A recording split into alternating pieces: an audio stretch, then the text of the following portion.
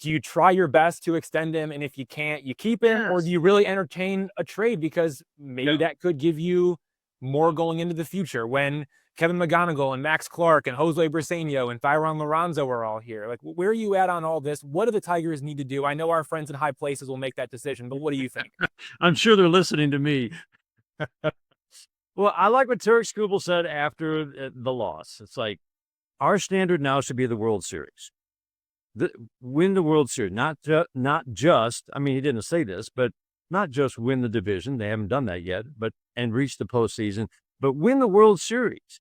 And that's what Scott talks about. That's what we want to do. That is our goal every year. And that's how the good executives think. And I think Scott wants to do that. So to me, you want to win a World Series in 2026, you keep Tarik Skubal, you build around him. You've got young talent coming, as you said, and then you try to re-sign him. And everybody says, well, that's not going to happen. Okay, but you can get creative. What is the number for Tarik Skubal? We see $400 million thrown out there. Okay, that's the opening bid in the negotiation. But you have to figure out, and this is what the good executives do, what's the number he needs to get to? Figure out that number, figure out creative ways that you can get to that number with, again, we've seen many creative contacts, Ohtani certainly, with deferred money.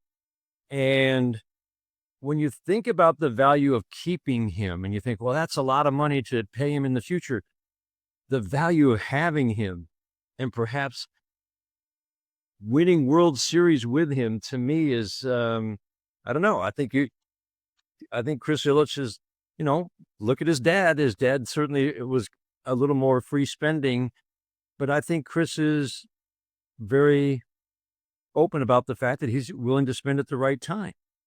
And when you think about losing Tarik Skubal, it's like, okay, now our road to the World Series might have to go through Tarik Skubal, a team that has Tarik Skubal.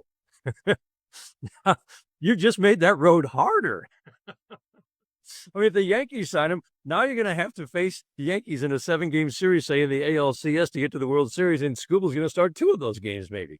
I think of that all the time. I think the Tigers can get creative. Will they? I have no idea, but I don't think you can rule it out. And I would certainly not trade him. I always think of what the Tigers, well, they traded Justin Verlander in 2017, and they got back Franklin Perez, Daz Cameron, and Jake Rogers.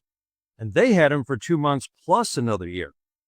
And you're not going to get any kind of a package, to me, that's going to justify trading.